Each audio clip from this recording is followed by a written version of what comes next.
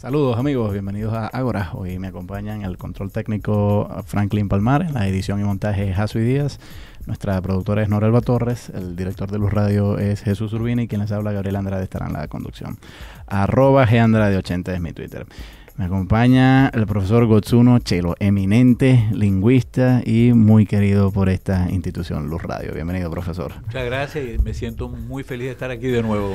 Hemos conversado varias veces y siempre que terminamos de hablar nos queda pendiente una próxima discusión. Otras cosas, claro. Así es. Presumo yo que usted y yo somos como esos viejos de pueblos que se sientan en la banqueta y claro, en el folclore esa gente que se sienta en la banqueta se pone a criticar la gente que pasa. Nosotros no, nosotros aquí nos vamos a sentar nosotros hacemos otra cosa, así es, sobre temas, diversos temas. Lo he invitado para conversar sobre los cambios lingüísticos. ¿Cómo cambia una lengua? Bueno, fíjate, hay que empezar, como dice, empezar por el principio, ¿no? La sociedad no existe como sociedad sin lengua. Es decir, ese es el instrumento esencial de una comunidad civilizada, ¿no? O cualquier comunidad. Y la lengua tampoco existe sin un medio social, ¿no? Ahora, la interacción social es fundamental para el desenvolvimiento interno de cualquier comunidad. Y en la interacción social, el instrumento es la lengua, en sentido amplio, ¿no? Pues la lengua tiene diversos medios. Tiene el medio oral, tiene el medio escrito, tiene el medio táctil, tiene el medio gestual, hay muchas maneras de hacerlo.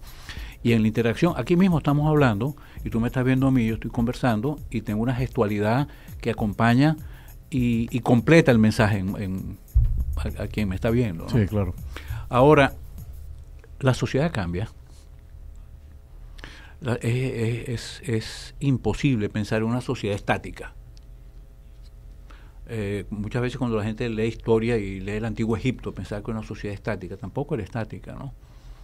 Hay sociedades que tienden a mantener una cierta estructura por un tiempo, pero es imposible, la sociedad tiene que cambiar y tiene que ajustarse a las necesidades de los seres humanos que la forman, ¿no? Si la sociedad cambia, la lengua tiene que cambiar. Y de hecho, el problema con los cambios lingüísticos, y ese es uno de los problemas que quedan en el tapete para los investigadores en lingüística, ¿no? El gran misterio de la investigación es el cambio lingüístico, ¿no? Porque por mucho tiempo se cosificó la lengua, verla como una cosa, como una estructura estática, ¿no? Y eso es falso totalmente.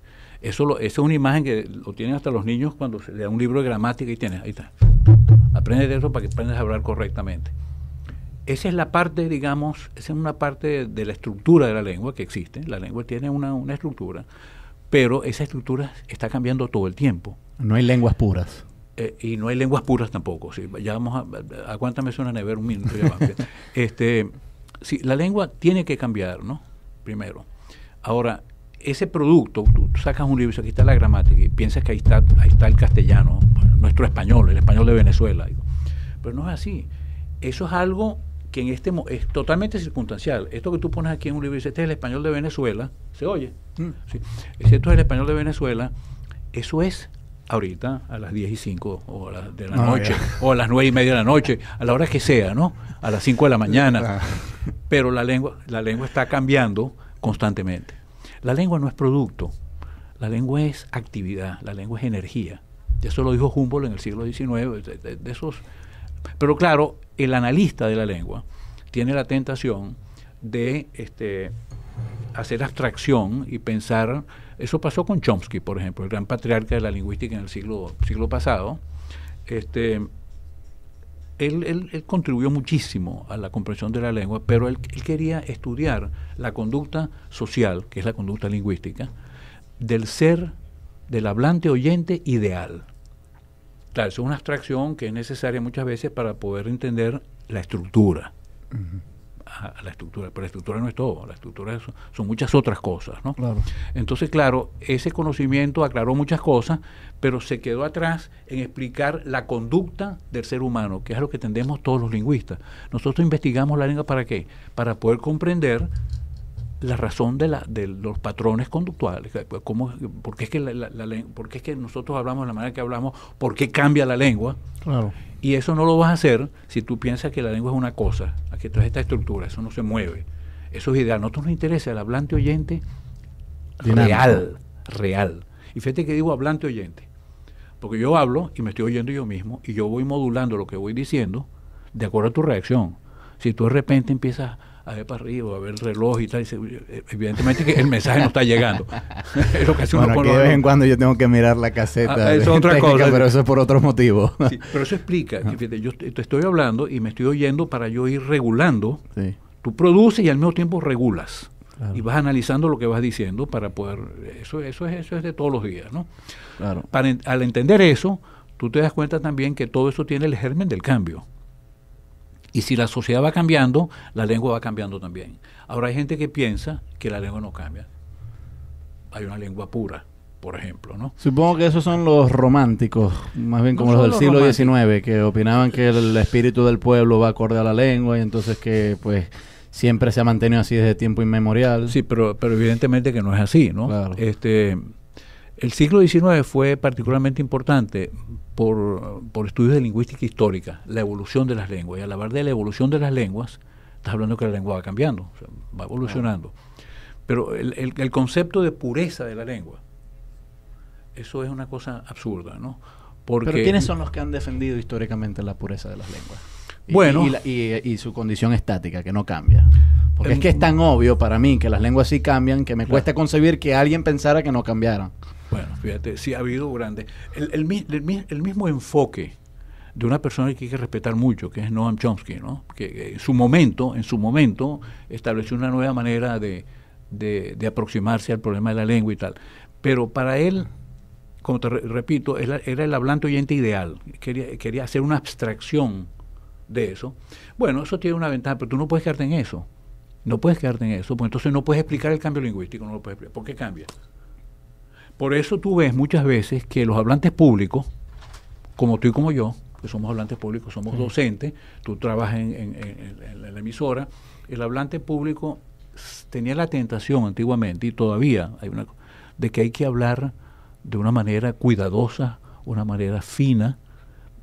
Bueno, eso es absurdo. Particularmente el comunicador social. Y yo soy un comunicador social también, porque yo soy docente. Tengo décadas en eso. Entonces, claro, el hablante público lo que tiene que hacer es no violar la expectativa comunicacional. Y es una cosa que no se ha estudiado realmente con cuidado, ¿no? En los estudios de comunicación social, los estudios de lingüística, y es la expectativa. Si yo violo la expectativa que tú tienes de mí como hablante del español de Venezuela, entonces la comunicación se interrumpe. Se interrumpe porque tú esperas que... O sea, yo tengo que hablar de acuerdo... Yo tengo que hablar el español de Venezuela, no el español de España, ni de Colombia, ni de los Andes. Tengo que hablar el español de Maracaibo, sí, que es parte del español de Venezuela. Claro. Eso por un lado. Y por otro, no puedes hacer olvidarte de que cada contexto tiene sus normas. No es lo mismo que esté hablando aquí a un público que nos está oyendo y hablando contigo, que hablar, sentarnos a tomar un café ahora más tarde, ¿no? Claro. Ahí cambia totalmente todo, ¿no? Tiene que cambiar. Tú te tienes que ajustar al contexto. Esos ajustes a los diferentes... y el número de contextos sociales es infinito. Sí, claro. Si ahorita se abre la puerta y entra la reina de Inglaterra y se sienta ahí a oírnos los dos hablar, las cosas cambian. Bueno, yo le diría que ella debería renunciar, porque yo favorezco la República. Yo también, evidentemente. Pero ahora, precisamente en función de que las lenguas no son rígidas, sino que admiten cambios, claro, pues yo veo con cierta preocupación de que algunos políticos están empeñados en conservar las lenguas y no permitir que haya una flexibilidad en el cambio lingüístico. Sé, por ejemplo, que ha habido algunos funcionarios, no tanto recientemente, pero en épocas pasadas sí los hubo, que se molestaban si un comercio en Maracaibo, después del nombre del comercio, le colocaba apóstrofe S, que por supuesto denota la penetración. No, pero ¿cómo se llama eso? El genitivo en inglés. El genitivo en inglés, ¿no? Y que está mal aplicado cuando se coloca en un... Muy mal aplicado. Sí, pero yo digo, si las transformaciones ocurren, ¿para qué el político va a abusar la coerción estatal para castigar a un comerciante que lo único que está haciendo es colocándole apóstrofe S a su aviso? Vamos a dejar ese tema para el segmento que viene. @Andrade es mi Twitter. Me acompaña el lingüista y profesor Gotsuno Chela. Hoy conversamos sobre los cambios lingüísticos. Escuchemos de Diego Torres y Juan Luis Guerra, Abriendo Caminos. Y ya Seguimos en Ágora, @Andrade80 es mi Twitter. Converso con Gotsuno Chela, eminente lingüista de nuestra Universidad del Zulia, un profesor ampliamente reconocido por sus estudios en este asunto de la lingüística. Y hoy conversamos sobre los cambios lingüísticos, y dejaba yo en el segmento anterior, Gotsuno, Sí, tú mencionabas que las lenguas no son rígidas, sino que cambian. Y que yo entonces, en función de eso, yo estoy de acuerdo con eso que usted ha dicho, en función de eso, a mí me parece un poco opresivo por parte de algunos políticos el empeñarse en conservar las lenguas y castigar a quien hagan mal uso de ellas. Y veo que en Venezuela, en Maracaibo, muchas veces ha ocurrido que hay instituciones que pretenden, yo no sé si castigar, pero por lo menos alguna sanción social imponer, sí, sobre un comerciante que, por ejemplo, le pone un nombre a su comercio, y por querer imitar a los anglófonos, y lo imita mal, es verdad, pero bueno, eso es problema de él, le coloca apóstrofe S, que es el genitivo en inglés, ¿no? Déjame decirte algo sobre eso. Te informo, ¿no?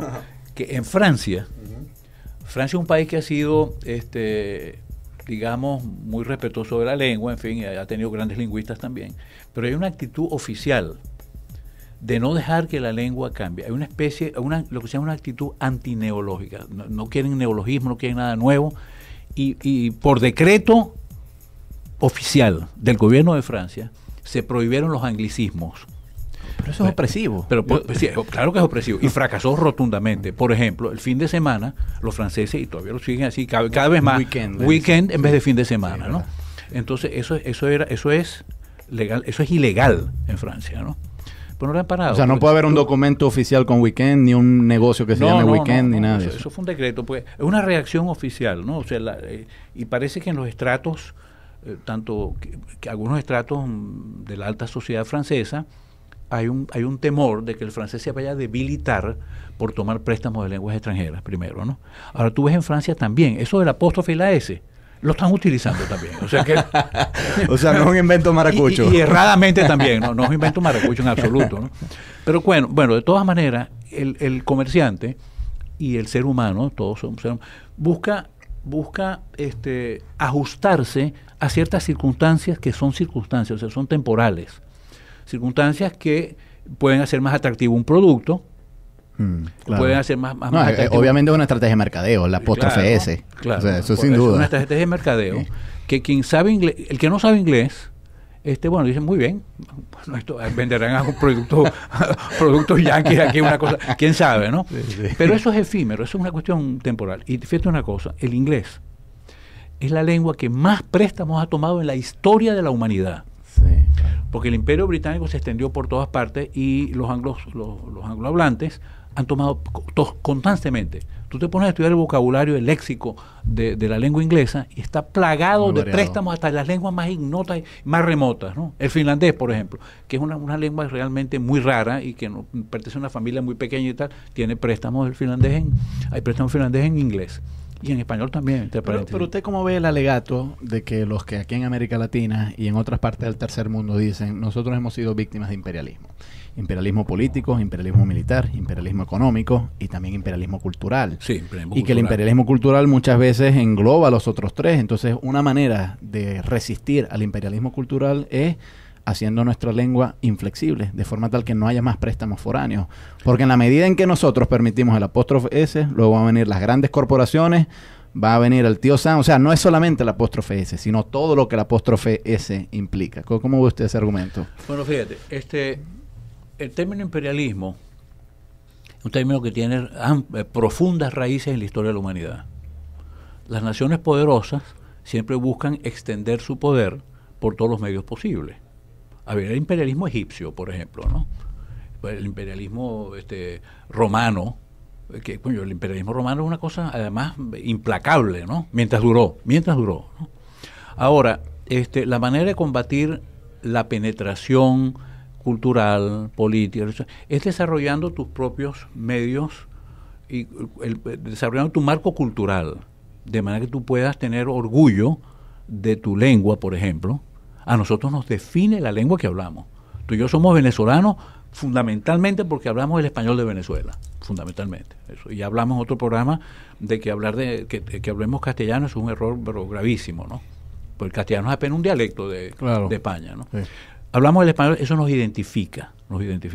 Entonces, si tú sientes desprecio hacia tu lengua o la manera como la hablas, que mucha gente dice que los maracuchos que mal hablan el que mal hablan el castellano, además dicen, no, sí, claro que hablan mal el castellano, porque el castellano no es el dialecto nuestro, el castellano es la gente de Castilla, ¿no? Claro. Eso es sentir una falta de tú tienes que tener orgullo de la manera como tú funcionas como ser social, y lo fundamental es la lengua. Nosotros hablamos la lengua que le conviene a esta comunidad y es la que hemos desarrollado nosotros. Y una manera de combatir eso que llama imperialismo entre comillas, porque a veces el imperialismo simplemente no es tal. Eso es verdad. El término imperialismo se abusa muchas veces. De eso, sí, ¿no? Sí. Entonces, claro, tú no puedes evitar, en todas las sociedades, todas las etapas de la humanidad han tenido influencias foráneas. El francés, por ejemplo, por siglos, fue la lengua de la cultura, y la gente tomaba préstamos del francés.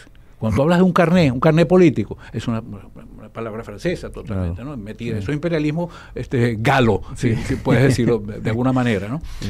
Pero yo creo que la mejor defensa es sintiendo los medios culturales, uno de los cuales es la universidad, por ejemplo, otro es la emisora, la radio, la televisión.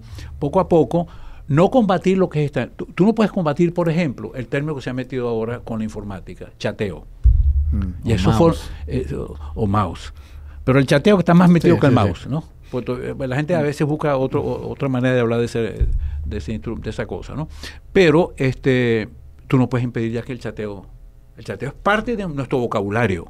¿Y cómo lo vas a sustituir? Por ley, por un decreto presidencial, decir, no me digo, chico, eso tiene que ser plática o conversación electrónica. Nadie te va a hacer caso. Que fue lo que pasó en Francia, ¿no? Sí. Con Weekend. Con Weekend, sí. y muchos otros préstamos, ¿no? Todas las lenguas del mundo ahorita, del mundo civilizado, el mundo civilizado es todo el mundo, porque todo el mundo tiene su civilización, depende cómo la interpretes, ¿no? Pero las lenguas europeas están plagadas, mucho más que el español nuestro.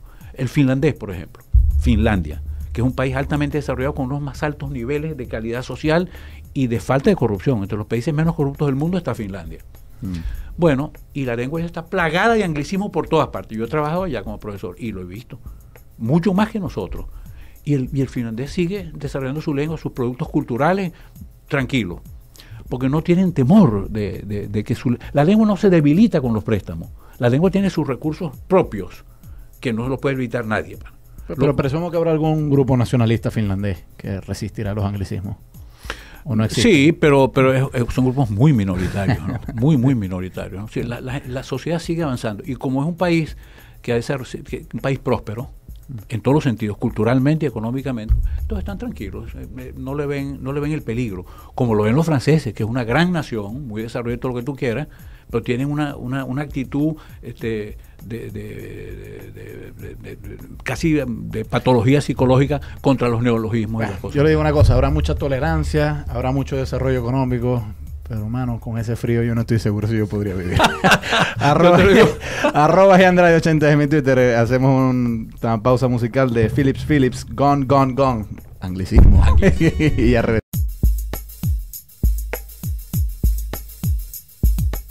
Arroba Andrade80 es mi Twitter. Seguimos aquí en Ágora con el profesor Gotsuno Chela. Él es un eminente lingüista y hoy conversamos sobre los cambios lingüísticos. ¿Por dónde empieza el cambio natural de una lengua? ¿El léxico, las gramáticas? Presumo que la gramática es un poco ya más profunda, bueno, más bien de lo último que se cambia. Es lo último que se cambia, sí. ¿Por dónde empiezan los primeros cambios? Fíjate, primero hay una cosa un pensamiento adicional a esto, que la lengua nuestra lleva todos los premios y las cicatrices de nuestra historia. Sí. La lengua recoge lo que va pasando en la sociedad y crea nuevos términos para ajustarse en los ajustes. Ahora, ¿qué cambia primero? Los cambios más notorios o que se notan más fácilmente, no notorios en el sentido peyorativo, sino los que se notan primero son los del léxico. Claro. Porque el léxico ese es lo que más rápidamente, ¿cómo se crean las palabras? Las palabras se crean porque hay una necesidad de crearlas.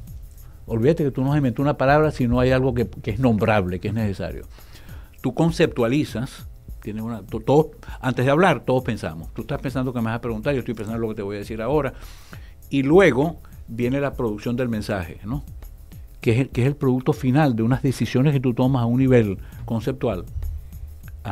Entonces, cuando tú categorizas en la vida, que son las decisiones que tomas de esa conceptualización, a cada categoría tienes que darle un nombre. Ese nombre es el nuevo término en el léxico, ¿no? Evidentemente, ¿no? Cuando hay un desarrollo tecnológico nuevo, por ejemplo, como es la globalización cibernética, digamos, hay que crear términos por todas partes nuevos para poder nombrar lo que es nuevo. Claro. Los investigadores nosotros tenemos que crear términos nuevos todo el tiempo, porque precisamente la investigación es eso, es descubrir nuevas dimensiones de la realidad que nos circunda, ¿no? Que nos rodea. Entonces, el léxico es lo primero que cambia. Y entonces ahí viene, y tú creas el término nuevo, ¿no? O entra el nuevo término. Porque el léxico se crea, lo creas tú, lo crea la comunidad hablante y también viene de afuera, por lo que venimos hablando, ¿no? Entonces hay un periodo en el cual es como cuando tú tiras una piedra en un lago. Tú vas a ver los círculos concéntricos, las ondas expansivas, a ver si se difunde o no. Eso es lo que se llama el periodo de establecimiento, ¿no? Que cuando la comunidad conviene en aceptar el término. Claro. Pero hay otros cambios. Hay los cambios en la pronunciación. Pronunciación, claro. Que son menos evidentes, porque tú vives con ellos. Sí. Y solo los analistas, los que estamos estudiando ese problema para ver qué destino, qué caminos toma la lengua, te das cuenta. Te doy un ejemplo muy sencillo. Hay un fonema, que es la letra, que se escribe con B, lo que llaman la B larga, ¿no? Y los maestros a veces, erradamente, hablan de la B corta y la B larga, ¿no? Bueno, yo más bien le digo B de burro. B de burro y B de vaca, ¿no? Sí, exacto, sí. Pero eso no tiene sentido, porque esa la B corta, la B labiodental, no ha existido jamás en la historia del español, ¿no? Es U más bien, ¿no? Sí, es U, latino, es una U, o sea, eso viene del latín, eso es otra cosa, no ha existido. Pero la B, esa B, está sufriendo un cambio en este momento. Yo lo noté hace un par de décadas. ¿Un cambio en Venezuela? En Venezuela, sí. Que se está dando en otras partes del mundo hispánico. El primer trabajo sobre esto, la primera vez que se empezó a notar en Granada, en España, que es la pronunciación de la B larga, la B labiodental, para el público la B larga, ¿no? Se está empezando a pronunciar como B corta. Y eso no tiene nada que ver con el error entre las dos. Porque es una cosa totalmente espontánea. Ya te voy a explicar lo que sucede. Y te doy un ejemplo clarísimo. Hay un banco, no se puede hablar el nombre de un banco en la radio, el BOD, por ejemplo, ¿no? Tú llamas, como uno llama al teléfono para reclamos y tal, y te sale un robot con una voz femenina muy agradable y te dice, gracias por llamar al BOD, ¿no? Al VOD, no al BOD. Supongo que hay una pretensión de finura ahí. Es probable, claro, como la están grabando, entonces la gente cuando lo graban se cuida, ¿no? Sí. Tú y yo no nos cuidamos porque estamos hablando espontáneamente, ¿no? Sí. Pero ese es un cambio que se viene gestando. Yo lo noté y publiqué un trabajo sobre eso ya en el año 87, hace mucho tiempo de eso. Estaba comenzando. Yo oía, por ejemplo, cosas como la bella chica. Vamos al banco con una B labiodental, ¿no? Entonces, ¿qué está pasando con eso en este momento? Bueno, todos oímos esa B. Y quedó grabada en el robot del banco, ¿no? Sí. Un banco establecido y todo lo que tuviera. Pero dice, gracias por llamar al VOD. Y nadie se ha dado cuenta de eso. Porque esos son cambios que se van gestando espontáneamente y la gente los va percibiendo, los va registrando, y puede que ni tú ni yo digamos el VOD o el banco o qué bella chica esa, ¿no? Quizás no, pero tú sabes que existe. Y está flotando. Tenemos un término ahora en lingüística que es la nube. Nosotros vimos con una nube, eso viene de la psicología, ¿no? Tú percibes muchas cosas, las vas registrando y está en una nube. Lo que pasa es que en psicología la gente piensa que eso es una nube, que no tiene jerarquía. Nosotros nos hemos dado cuenta que en lingüística eso están jerarquizados. O sea, que esa B labiodental va subiendo de variante terciaria a variante secundaria y llegará a primaria muy probablemente, ¿no? Y eso es por una vía, eso no tiene nada que ver con la gente que trata de enseñar la B de vaca y la B de burro, no. Es una cosa espontánea, por razones técnicas, no tenemos por qué hablar de eso ahorita, pero sí existe. Y el que nos está oyendo, ese es un cambio importante. Claro. Eso, bueno. Entonces tenemos cambios lexicales, cambios de entonación, de pronunciación. De pronunciación. Quisiera entrar a la gramatical. Yo en una ocasión escuché a un puertorriqueño decir, llama a fulano y yo llamo a fulano atrás. Y me pareció un obvio anglicismo. I call him and I call him back. Sí, totalmente. ¿No? Que en castellano no se aplica, pero por supuesto hay una transformación ahí más profunda, inédita, creo yo, en la historia de la lengua española, ¿no? Y eso sí es una violación total. Pero bueno, supongo que si se llega a institucionalizar, o sea, si va poco a poco, en algún momento se institucionalizará, porque el anglicismo no es solamente lexical, también puede ser gramatical. Podría ser gramatical. Entonces, también. ¿cómo sería el proceso de transformación? ¿Cómo se va dando el proceso de transformación gramatical? En este caso, llamar atrás, que es una traducción, es un cálculo, ni siquiera un cálculo, una traducción sin anestesia, pues simplemente, ¿no? Llamar atrás, viene de callback, que en inglés quiere decir devolver la llamada. Entonces, claro, esto es un fenómeno del español que se está hablando en los Estados Unidos, ¿no? Los Estados Unidos van lentamente, pero de manera muy segura, rindiéndose ante la invasión hispánica, ¿no? Eso es evidente. Ya en 30, 40 años va a haber tantos hablantes hispánicos en los Estados Unidos como inglés. Es el segundo idioma de los Estados Unidos. Esa es la venganza que siempre dicen de Moctezuma, ¿no? Bueno, invadiendo a... Bueno, pero una invasión náhuatl, no español. Exacto. Pero es realmente un fenómeno muy interesante y muy bueno. Fíjate que el español es la lengua que tiene más hablantes nativos después del chino. Pasa que el chino están todos aislados, concentrados. Pero la lengua que más hablantes nativos tiene, que lo tiene como primera lengua, es el español, no el inglés. El inglés es la lengua franca, por utilizar el término de todo el mundo hoy día. Pero lo hablan como segunda lengua. Claro. Nosotros somos los hablantes nativos. Ahora, hay límites que no se pueden violar. Llamar atrás quiere decir que tienes que irte para allá atrás. Literalmente es otra cosa, no es devolver la llamada, irte para atrás a llamar, eso no puede ser. Te digo un ejemplo que me pasó a mí. Yo recibí una invitación de Puerto Rico, como hispanista que soy, al Congreso Internacional, un congreso de hace unos años, que se celebró en Puerto Rico, Internacional de Hispanistas, y me mandaron el programa, con el programa y después los hoteles. Entonces yo empiezo a ver, claro, 5 estrellas, 4 estrellas, yo bajando como profesor que soy, ¿no? Buscando un hotel de 1 estrella o media estrella para poder llegar allá, ¿no? Y decía, impreso además, decía abajo, una vez, por favor, circule su opción para poder nosotros manejar el problema. Circula. Entonces yo me vi en la entrada del metro de Caracas, o el metro nuestro aquí en Maracaibo, claro, repartiendo mi opción por todas partes. Claro. Eso es una traducción también directa. Encircle. Sí, encircle. O sea, encierren un círculo. Sí, claro. No todas las lenguas categorizan la realidad de la misma manera. Claro. En inglés tienes un término que es encircle, o circle también, simplemente. Sí. Circle your options. Sí. Eso perfectamente con una palabra. Nosotros en español hemos decidido, por decisión hispánica, que tenemos una frase para eso. Claro.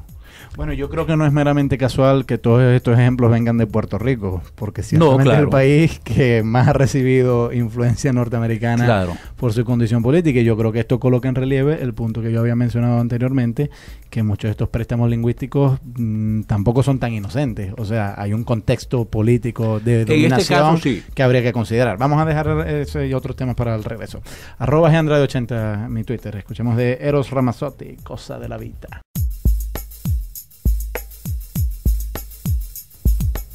Seguimos en Ágora, @Andrade80 es mi Twitter. Me acompaña Gotsuno Chera. Hemos venido conversando sobre los cambios lingüísticos. Gotsuno, hemos venido conversando sobre algunos cambios gramaticales, en especial en la lengua española. La estructura y la organización de las palabras también puede cambiar, supongo, y de hecho ya ocurre. Los latinos, por ejemplo, tengo entendido, hablaban sujeto, predicado, verbo. Nosotros más bien es sujeto, verbo y predicado. Otras lenguas incluirán predicado, verbo y sujeto y otras combinaciones. ¿Cómo se dan esos cambios? Eso se da por una razón, fíjate, tú hablaste del latín ahorita, por ejemplo, ¿no? En el latín se conservaba la palabra más, el término de la lengua más importante es el sustantivo, porque es el término de las categorías. Tú categorizas la realidad para poder vivir tienes que darle nombre a las cosas, para poder hablar de las cosas, ¿no? El sustantivo funciona dentro de la oración. Yo estoy hablando en FM 102.9. Esa es una oración, ¿no?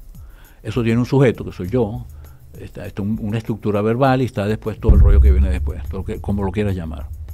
Ahora, nosotros en español hemos conservado las terminaciones, conjugamos los verbos, por ejemplo. Cuando tú dices como un sándwich al salir de acá, con un anglicismo como sándwich, ¿no? Perfectamente, ¿no? Como un sándwich al salir de aquí. Que claro, ese anglicismo se hispaniza, por supuesto, ¿no? Sí. Decimos sándwich o sándwich o sándwichito muchas veces, ¿sí? Oye, ¿no? Sí, ¿verdad? Vamos a comer otra cosa, ¿no? Voy a tomar una taza de café. Tú tienes el sujeto, tienes el verbo y tienes lo demás, ¿no? Pero nosotros no estamos atados al orden, porque la palabra tiene su temporalidad. Tú no tienes por qué decir yo como, chico, yo como esto a las 8 de la noche. Tú puedes decir como, yo como pan en el intermedio. Claro. Porque el como te indica que eres tú, la primera persona que lo está haciendo. Pero cuando la lengua pierde las terminaciones, el latín no tenía tampoco que atarse, mucho menos que el español, al orden, porque tenían todas las terminaciones, las conjugaciones completas, tenían todo, ¿no? El inglés, por ejemplo, el inglés necesariamente tiene todas las oraciones, pero ahí no hay excepción. Todas las oraciones tienen que tener un sujeto. Lo tienen que indicar. Sí, no hay sujeto tácito, ¿no? Sujeto tácito, pero tiene que, no, ni tácito, tiene que estar expreso, explícito, escrito allí. Sí. ¿Por qué? Porque ellos perdieron casi todas las terminaciones. Claro. Cuando llueve, ¿cuál es el sujeto de llover? Es un verbo impersonal, sí, no tiene sujeto, ¿no? Sí. En inglés tiene sujeto. It. Un sujeto vacío. Es un sujeto, pero tiene que estar allí. Claro. O sea que ese orden cambia de acuerdo a los accidentes de la lengua, las batallas, ¿no? Las cicatrices que le quedan, ¿no? Claro, el inglés fue muy golpeado por 300 años de invasión francesa, francohablante, del siglo XI al siglo XIV. Los reyes ingleses no hablaban inglés, hablaban francés. Y eso simplificó la lengua. La gramática de la lengua es una lengua casi, se puede llamar una lengua criollizada, o sea, simplificada. Claro. Eso, ¿cuál es el ritmo de cambio lingüístico? ¿Cada cuánto tiempo una lengua se transforma al punto de que es ininteligible para sucesivas generaciones? Eso solo sucede cuando la lengua de una comunidad se enfrenta a una lengua de una clase más poderosa.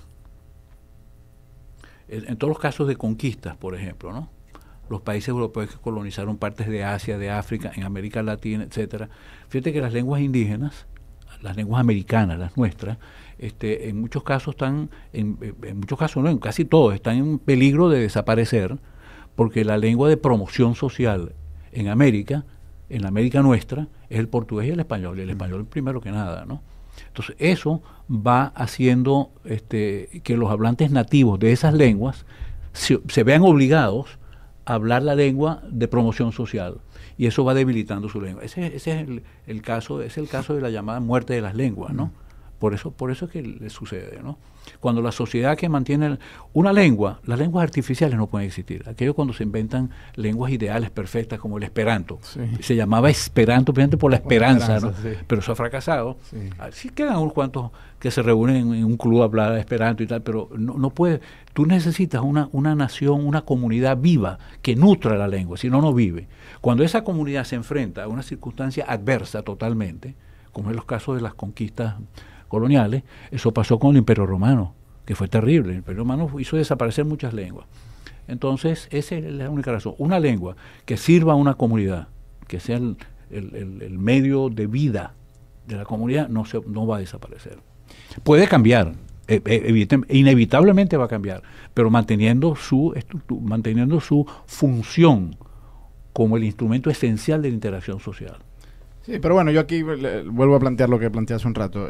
¿Cuánto tiempo más o menos la experiencia histórica ha determinado que debe pasar para que los descendientes de un colectivo ya no puedan leer los documentos originales de ese colectivo? O sea, a mí me van a leer el poema El Mío Cid, y creo que nos separan más de 10 siglos, el Mío Cid de este momento actual, y yo soy franco, yo casi no entiendo eso, el poema El Mío Cid, a pesar de que supuestamente es la misma lengua. Yo quisiera saber cuánto tiempo va a pasar para que nuestros descendientes no entiendan esta conversación que nosotros estamos teniendo, por ejemplo. Bueno, tendría que pasar mucho tiempo y haber circunstancias muy especiales. Claro, va a depender de las circunstancias. Va a depender de las circunstancias. En el caso del poema El Mío Cid, ese ejemplo, ese gran poema hispánico que nos pertenece a todos los que hablamos español. Sin embargo, si tú abres y te pones a leer el poema El Mío Cid, puede seguir parte de lo, bueno, a pesar del tiempo que ha pasado, y que es una estructura gramatical diferente, y algunas palabras, unas cuantas han cambiado. Pues si tú comparas eso con una lengua como la del inglés, el inglés tiene el gran poema del inglés, digamos más o menos el equivalente del mío, sí, es un poema que se llama Beowulf. Beowulf, sí. Y tú necesitas por lo menos un curso de 3 meses del inglés antiguo para poderlo leer. Ahí se verá que no hay, eso es un cambio total. Eso es prácticamente alemán antiguo, prácticamente, como el inglés es una lengua germánica. El español no ha sufrido el accidente que sufrió el inglés, por ejemplo, con la invasión de tres siglos francohablante, ¿no? El español se ha mantenido, sufrió 700 años de dominación árabe, que no fueron totalmente, y al final quedaba poca influencia árabe. Pero los árabes, la conquista árabe fue una conquista bastante benigna y bastante respetuosa.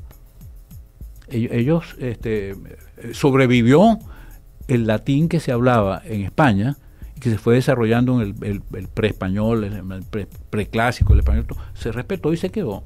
Tanto que la gran herencia léxica que tiene el español del árabe se ha venido reduciendo, queda allí todavía, pero es que hubo un gran respeto. Tú comparas la conquista árabe de España con la conquista francohablante de Inglaterra, y son dos mundos totalmente diferentes. Los árabes fueron realmente bastante respetuosos. Claro, hubo momentos de abuso y hubo cosas. Eso fue lo que permitió mayor estabilidad de la lengua española. De la lengua. Las circunstancias. En oposición a la lengua inglesa. Las circunstancias.